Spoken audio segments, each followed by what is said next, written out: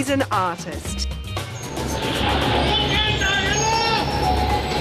a dissident, a prolific user of social media. Ai Weiwei is one of the most influential creatives of our times. Oh, this is amazing.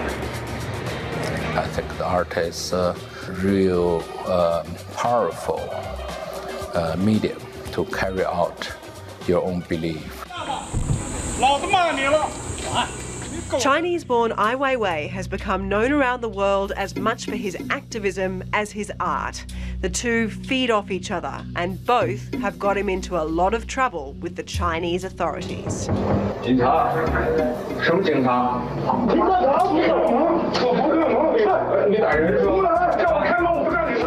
In 2009, he was beaten by police and suffered a severe brain hemorrhage while advocating for victims of the Sichuan earthquake, which killed nearly 90,000 people.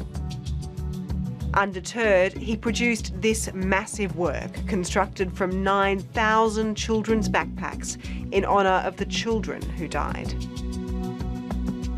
4 years ago, he was imprisoned for 81 days, accused of tax evasion. Now I was locked into a room which with two soldiers next to me. Of course, they cannot talk to me. I would sit exactly like this position whole day, and they would watch me 24 hours a day, and they just look at me, stern at me like this. That's torture. Well, it's mental torture. His detention inspired this work, depicting his time in jail.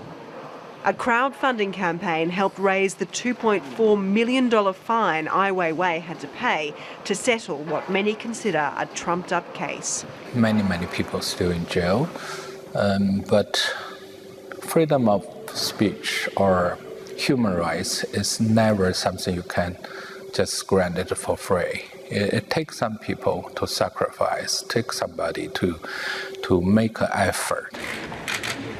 Ai Weiwei is relishing being able to travel again.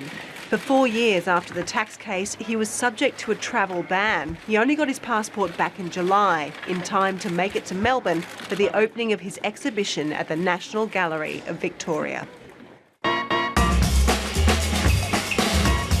Yeah, it's kind of big, but not that big. Any crowd in the sky is bigger than this. Yeah. It's pretty big. It's pretty amazing walking through it. It certainly... Yeah, that only shows how small our vision is. The exhibition pairs Ai Weiwei's work with that of one of his heroes, Andy Warhol. It's billed as a conversation between the two men. It's very exciting, and I haven't seen many of my exhibitions since I can't travel for many years, and also to see my work with another artist, which is the artist I admired in my lifetime. I don't know if you know, but in Australia, you're taught on some of the curriculum. So we asked some students who've actually studied you what they wanted to say to you. Hey Weiwei, I'm Maddie and I'm 17. I admire your work because you communicate the messages that need to be told, especially for the people in China who need to hear them. Hey Weiwei, I'm Edmund and I'm a massive fan of your work.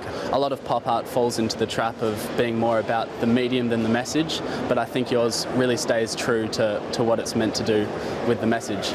I'm so thrilled. I mean, you see those young people, they know so clearly what my work is about. My message is to encourage people, especially young people, to recognize their own power, their own voice, and to exercise the voice through any means. A new work commissioned by the NGV recognises Australians who are already lifting their voices. So what is this? This is a Lego room or Let Go room. It's about activists or people who speak out for human rights in Australia. How did you choose the activists? It's chosen by scholars in Australia.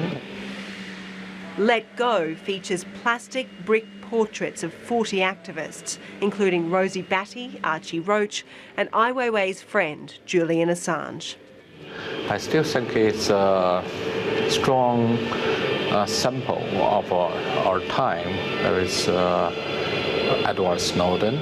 The power and freedom of the internet is a preoccupation of this fan of social media.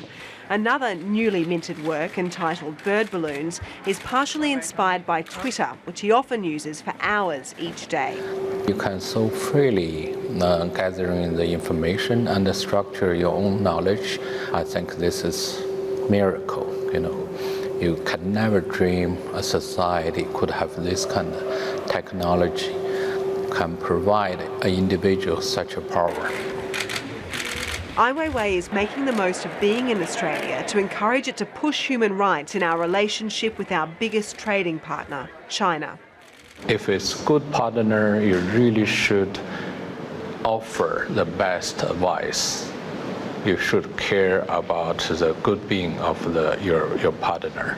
So I think for Australians, of course, it's very important to state what you really think would be best for China. He also has some more mundane aspirations. Yeah, I will see some museums. I'll walk on the street and take some selfie and shake hands.